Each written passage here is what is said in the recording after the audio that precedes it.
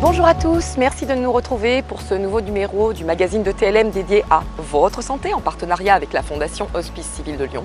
Ce mois-ci, c'est dans le service de chirurgie digestive et endocrinienne de l'hôpital Lyon-Sud que nous nous rendons, où nous parlerons principalement du cancer colorectal et de sa prise en charge depuis les stades précoces jusqu'aux phases avancées de la maladie. Bonjour professeur Gléenne, le cancer colorectal est hélas l'un des plus connus. Peut-on rappeler quelques chiffres et qui sont les victimes? Alors le cancer colorectal, après le cancer du sein chez la femme, le cancer de la prostate chez l'homme et le cancer du poumon chez les deux sexes, est un des cancers les plus fréquents. Donc c'est un véritable enjeu de santé publique. On considère qu'il y a à peu près 40 000 nouveaux cas par an, diagnostiqués soit au stade très précoce, soit à un stade plus avancé, c'est-à-dire à un stade métastatique. Une particularité du service, c'est de proposer une grande expertise à tous les stades de gravité de la maladie. Quels vont être les extrêmes rencontrés? On va avoir des cancers très localisés, où l'on va appliquer des techniques chirurgicales les plus mini-invasives possibles. Et à l'inverse, vous allez avoir des prises en charge possibles sur des cancers beaucoup plus évolués, qui autrefois faisaient que le patient était condamné à très court terme. Eh bien, on a mis en place dans le service des techniques qui permettent aujourd'hui à donner une réelle chance de guérison pour ces patients. Vous êtes vous-même directeur d'un laboratoire de recherche dans le domaine de la carcinose péritonéale et dans le service, on utilise depuis maintenant déjà une trentaine d'années la technique de chimio-hyperthermie intrapéritonéale, la CHIP. Pouvez-vous nous en expliquer le principe? La CHIP, c'est délivrer de la chimiothérapie chauffée dans le ventre immédiatement après la chirurgie pour détruire cette maladie microscopique. Pourquoi? Parce que la chaleur détruit la cellule cancéreuse à des températures de 42 degrés. Parce que mettre de la chimio directement au contact des cellules tumorales, ça permet d'être plus efficace, de faire une dose intensité là où il y a le cancer, en limitant les effets secondaires de cette chimiothérapie, qui restent principalement dans le ventre. Il y en a un petit peu qui passent dans le sang, mais bien moins que lorsqu'on administre la chimiothérapie directement dans les veines. À côté du curatif dont on vient de parler, en palliatif, vous expérimentez, vous évaluez actuellement une technique, la PIPAC, qui a été inventée par un chirurgien allemand. Comment marche-t-elle? On a voulu développer une prise en charge plus palliative et mettre en place cette technique qui consiste à vaporiser de la chimiothérapie sous célioscopie dans l'abdomen. Et on se rend compte que certains patients qui étaient au début pris en charge de manière uniquement palliative, eh bien, peuvent devenir résécables, donc potentiellement curables et traitables par l'association d'une chirurgie complète et d'une CHIP. Damien Decran a rencontré un patient qui présentait un cas bien particulier de cancer du côlon, développé sur un appendice de l'intestin avec une forte propension à s'étendre à l'abdomen en essaimant des métastases péritonéales. Son cas étant une excellente indication pour la chimio-hyperthermie intrapéritonéale, il a été traité par cette technique avec d'excellents résultats qu'il s'est réjoui de partager avec nous.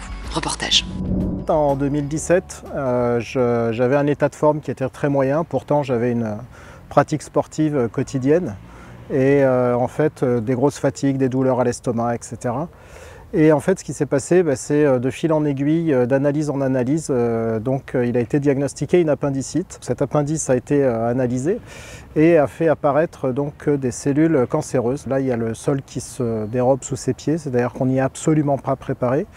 Et en fait tout de suite après, je me suis mis avec mon entourage proche en situation d'aller guérir, d'aller se faire soigner, et ça c'était le plus important. J'ai éliminé toutes les sources de toxicité, c'est-à-dire toutes les personnes, même bien intentionnées, mais qui vous projettent en fait toute leur peur de la mort, peur de la maladie. Jérôme va lui choisir le chemin de la vie. Deux options, une célioscopie moins intrusive avec un temps de remise sur pied meilleur et la méthode CHIP, plus intrusive, plus lourde aussi. En fait, j'ai eu un excellent accueil de professeur donc Olivier Gléenne. Et donc j'ai senti qu'effectivement il y avait une vraie pertinence pour moi par rapport à ce que j'avais, plus que la célioscopie. Donc très rapidement j'ai opté donc, pour ce traitement. Jérôme subit alors 2 opérations lourdes de 5 heures chacune en moins d'1 mois. J'ai découvert l'hospitalisation, 21 jours, j'ai découvert ensuite le traitement par chimio, j'ai découvert ce que c'était que la perte de poids, 21 kg. J'ai vu que quand on est patient, on est en état de fragilité, on va aller demander en fait de la rassurance et des certitudes à un personnel médical qui ne peut pas nous en donner. De savoir que j'avais pris la méthode CHIP qui était la plus sécure du point de vue logique, rationnel, ça a énormément compté pour moi. Aujourd'hui, 2 ans après avoir pris connaissance de sa maladie, Jérôme est en rémission. Je préfère ma vie après qu'avant, à travers cette épreuve, de découvrir que même s'il y a beaucoup de choses qui sont importantes au quotidien, au demeurant avec une espérance de vie de 6 mois, moi ma réponse c'est de dire en fait s'il reste 6 mois à vivre, qu'est-ce que je fais? C'est amour et transmission. Aimer, être aimé et puis surtout transmettre, et c'est aussi pour ça que je fais ce témoignage, pour dire aux gens, aux personnes qui sont confrontées qu'il y a une vie après, quand on a la chance de s'en sortir, qu'il faut se mettre dans les meilleures dispositions, qu'il faut vraiment solliciter plusieurs avis, qu'il faut écouter son intuition définitivement. En tout cas, moi c'est ce qui a fonctionné. Comme Jérôme, de plus en plus nombreux sont les patients sauvés grâce aux nouvelles techniques déployées. Sachez aussi que le service de chirurgie digestive de l'hôpital Lyon-Sud est centre expert du réseau des tumeurs rares du péritoine. Le service a par ailleurs mis en place depuis plusieurs années la réhabilitation précoce après chirurgie, RAC, dont il est un des centres référents reconnus par le groupe francophone de réhabilitation améliorée après chirurgie, pour standardiser la quantification objective. Bonjour professeur Edicotte, une spécificité du service est la réhabilitation précoce qui permet une récupération rapide aux patients. Comment? Alors on parle plutôt de réhabilitation améliorée parce que effectivement le patient récupère plus rapidement et il va sortir plus vite, mais le principal c'est surtout qu'il aura moins de complications grâce à ce programme.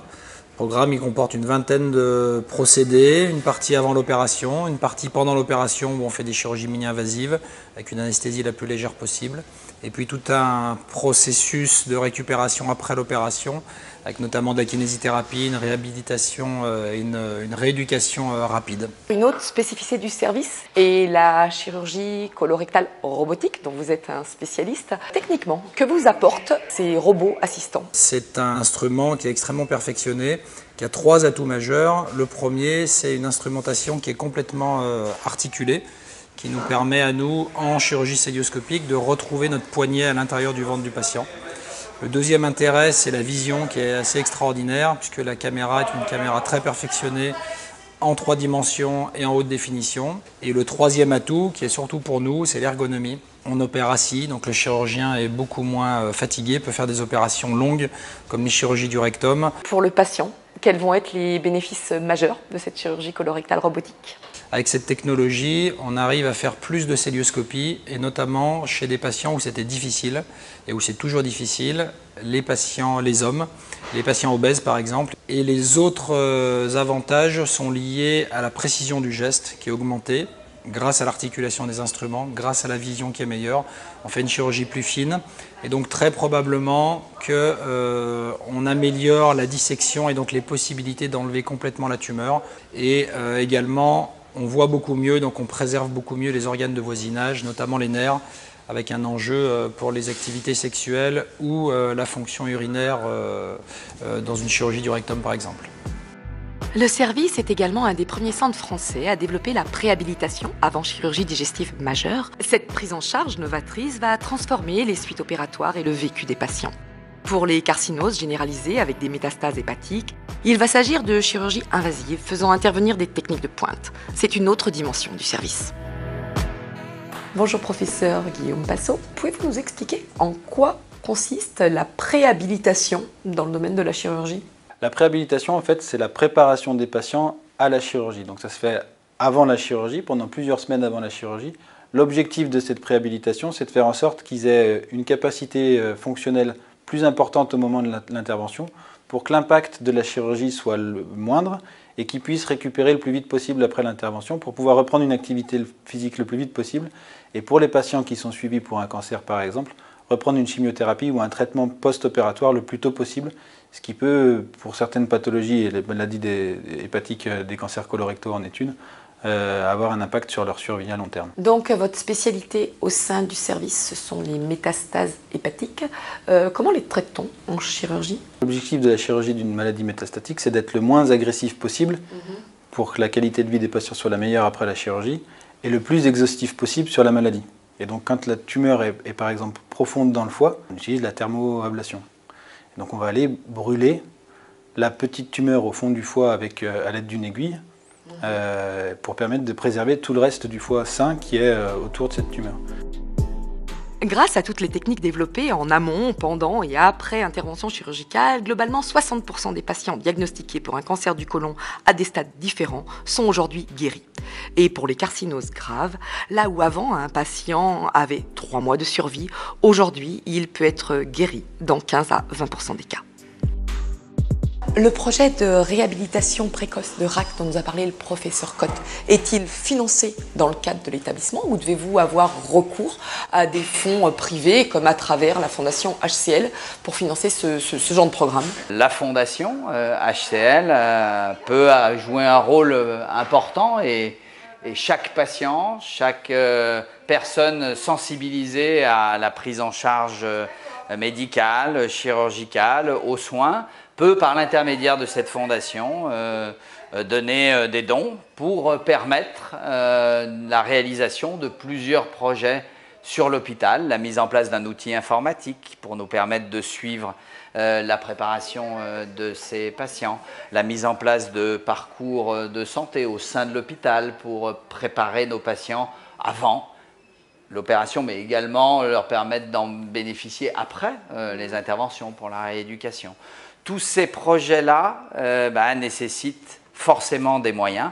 Et ces moyens, nous ne les avons pas pour l'instant et espérons donc pouvoir les obtenir par le biais de cette fondation. Votre santé est à présent terminée. Nous vous retrouverons à la rentrée de septembre dans un nouveau format de l'émission Votre santé sur BFM Lyon. Nous nous rendrons dans le service d'allergologie et d'immunologie clinique, toujours à l'hôpital Lyon-Sud, pour parler des maladies inflammatoires de la peau et des allergies en particulier aux médicaments. D'ici là, passez un bon été, portez-vous bien et bonne santé à tous, au plaisir de vous retrouver à la rentrée.